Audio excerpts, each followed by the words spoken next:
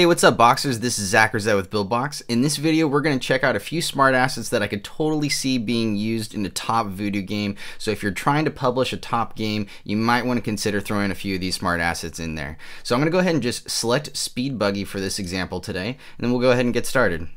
Okay, awesome. So I'm going to just click into my 3D world here and we'll get underway. Now there's a few things I want to change around first before we get started. So first I'm going to select my actor over here and I'm going to change the collision shape so that it's a little bit bigger, because right now it's a little bit small and it's kind of centered towards the back, and I want to move it up a little bit. So first I'm going to increase the size, and I'll zoom in here so you can see it a little bit better. So I'm increasing the size, and that's probably a little bit too much. So I'm going to select this again and just bring this down, and what I want to do is I want to move it more towards the front just because it's a better spot for it, I think. So okay, we've got that set up, that's looking good. I'm going to turn off debug mode, or the collision shape mode, and what I'm going to do is I'm also going to kind of clean up these other scenes. So a few of these obstacles I'm just going to get rid of real fast, and I want to use this as a demonstration, so I'm going to clear out the walls here in scene 3 as well. And one other thing with the walls, I do want the character to be defeated when it comes in contact with the wall. So what I'm going to do is I'm going to just hit S on my keyboard. I'm going to create another if collide. So right now, if it's colliding with obstacles, it's going to defeat the character, but I also want it to collide with enemies as well and defeat the character. So I'm going to switch this over to enemy, and then I'm going to go over here to my 3D world. And I guess I could have just changed this collision group from none to obstacles, but I'm going to go ahead and change it to enemy right now. And then now when we hit the wall, it should defeat the character. So let's just see what we've got so far. Okay, cool. So you can hardly tell that it's moving forward other than the trail. And so let's see what happens when we collide with the walls, because I think that there's one more thing I forgot here. Okay, yeah, so the character is still not being defeated when it's colliding with the walls, and I think it's because we need to add a physic shape to the wall. So I'm going to double click on my wall here. I'm going to click on my start node, and yep, that's what it is. So I need to select physics, and I'm going to just keep them as static so that gravity doesn't affect them. And so now when we collide with the wall, it should defeat the character. And I'm going to move the camera back a little bit because it's a little hard to see in our demonstration. So I'm going to move this back a little bit and probably move it up a little bit. Okay, great. So let's go ahead and see what that looks like. Okay, awesome. And then it runs into the wall and it defeats the character. Okay, perfect. And let's go ahead. I see there's a interesting light setup right now, and I'm going to just kind of move that up a little bit because it's kind of getting in the way. I like the effect. It's up here towards the top, but I'm going to move it up, and I think I'm going to just move it up a little bit more, and then we'll call it good. Okay, cool. So now we're looking at it. Yeah, this is looking pretty sweet. Okay, cool. So now I'm going to show you a couple smart assets that are going to look great in a top Voodoo game. Alright, so let's start by going to our asset library and switching over from shapes to assets. And then let's go ahead and pick out a few smart assets that are going to look really cool. Alright, so definitely one asset that I want to show you is the swing cube. I want to show you that one today. It's a really, really cool smart asset. And you can get kind of an idea of what it does in the upper right hand corner. All of the smart assets have a quick preview in the upper right hand corner if you just want to get an idea of what it's doing. So I'm going to go ahead and just double click on this swing cube and add it to my objects library over here on the left. You can also click the add to library button as well. It does the exact same thing. So I'm going to click out of my asset library by just clicking this again, and I think for this demonstration I'm going to go ahead and just delete scene 2 and scene 3 actually, because I want to just show you what's going on here in this first scene. So what I'm also going to do is I'm going to extend this first scene out a little bit. I'm going to move over here to the side, and what I'll do is I'll take the end of the scene and I'll move it out like this. And then I'll also take the ground and I'll extend that out as well. So let's go ahead and I'll pull it out and extend it a little bit. And I might as well, I'm going to hit Control Z and undo what I just did. I might as well extend the walls in the same motion so that they all are going together, and that's going to be a lot better. And then I'm going to take the start of my scene and I'll move it back to the beginning. and I'll do the same thing with the end of the scene, and I'll move it more towards the end. Okay, cool. Now I'm ready to show you a really cool demonstration with these swing cubes. So let's go ahead. Let's start by just bringing a swing cube out into our scene, dragging out and dropping it in. Super, super easy. And a really cool thing to do with a swing cube is to just elongate it a little bit so that you can see the effect of the swing a little bit more. So I'm going to make sure that it's not too high off the ground.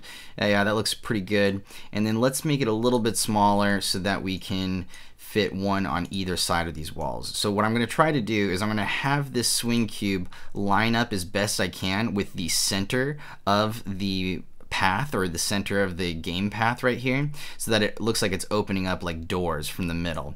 So I'll do one here, and then what I'll do is I'll give it a distance of about 400. You'll have to experiment with this one for your game and see what the sweet spot is for the distance, but I think 400 will be all right. And then what I'll do is I'll hit D on my keyboard, and I'll just swing this over here and try to line it up towards the middle. Okay, cool. So we got two swing cubes with distance 400 each, and then this one though, because it's a copy, they're going to swing the same way, and we don't actually want that. So I'm going to take this swing cube, I'm going to go over here to the rotation, and I'm going to switch it to -180. Okay, you're not going to see the difference right now, but it actually just flipped around. And so let's go ahead and preview this and see what happens. Okay, awesome. It's a really, really cool effect. And you know what? Let me go ahead and exit out of my preview. I'm going to go up here to File or Edit, and then I'm going to select randomize scenes so that it keeps using the one scene over and over again, because right now I set it up with aligned scenes and it's looking for the next scene, it's not finding it. So let's go ahead and press play. Okay, cool. And then it just repeats that first scene over and over again. And so this is pretty awesome. It looks like you're pushing through doors or something like that.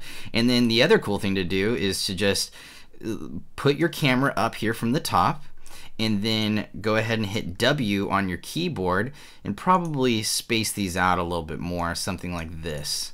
Give them a little bit of breathing room, and then it's going to look really, really cool when we see this in our preview. So let's go ahead and move these up, and I'll probably select all three of these and hit W on my keyboard, and then now I can just do some really fast developing by moving all three at the same time. And I'll do the same thing over here on the right side. I'll select all three, hitting Command on my keyboard. If you're using a Windows computer, then you want to hit Control and hold that down, and then you'll want to just hit W so it copies it but up above, and then you can just slide this over and do some quick developing. Okay, cool. So this is kind of what I'm going for. It kind of looks like almost like a bar door or something like that. It's just a swinging door.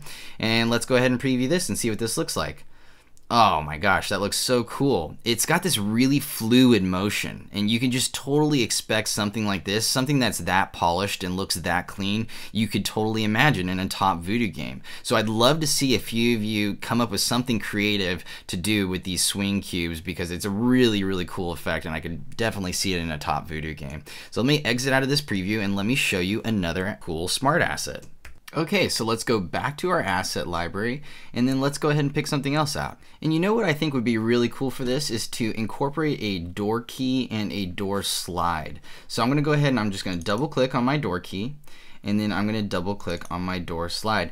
Now I'm going to exit out of my asset library, and there's a few more things that need to be done to make this work correctly. So first I'll go ahead and I'll add in a second scene. So I'm going to select my first scene, and I'm going to hit D on my keyboard, and what that does is it duplicates the scene, it creates a copy. So I'm also going to delete all the swing cubes from this second scene so that we can use it to demonstrate the key in the door slide. So I'm going to go ahead and just drag in a key real fast, and I'll move it upwards so that it's not sunk into the ground. So right there is pretty good. And then I'll also drag in a door frame, so a door slide. So first I'll rotate the door 90 degrees, and then let's go ahead and move it back some. And then what I want it to do is I want it to actually stretch out across the entire length from wall to wall. So I'll use my scale tool, and I'll stretch this out as much as I can, and then let's go ahead and slide it over and make sure that it's fitting. Okay, cool. So it's pretty close. I think we're there now. Okay, great.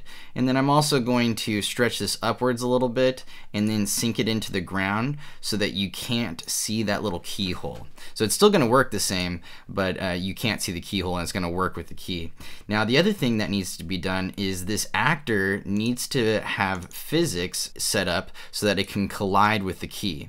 So we'll go ahead and keep the object type as dynamic, and then if I go ahead and I run this right now, it's not going to work properly because it needs to run along the ground now. And if I take a look at my ground, I think the collision shape is off. So if I select my ground and then I hit my collision shape, you can see that it's way too big. So I need to bring the collision shape down so that it's more like a plane instead of or more of like a little platform. So I think that's pretty good.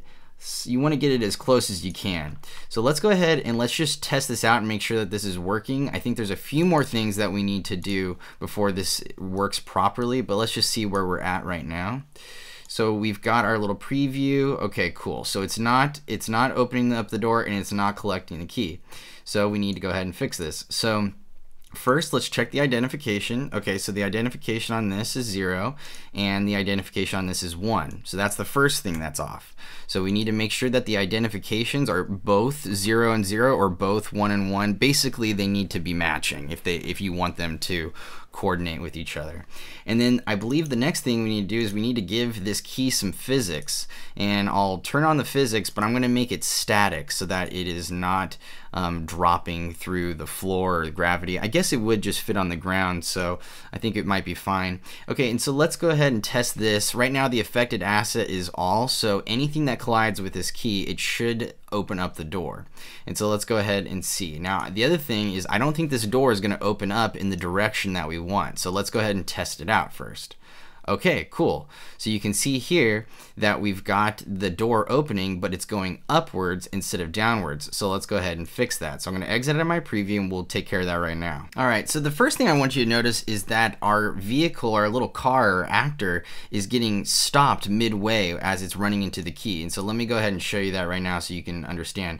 So it's hitting the key and it's just stopping, and that's not what we want. So that must be something that I did incorrectly with setting the physics on the key. So what I'm going to do is I'm going to go over here to my keys node map, and then I'm going to turn off the physics on the key because right now the collision shape is being handled by the if collide, so we don't need another physics or another collision shape set up with the start node.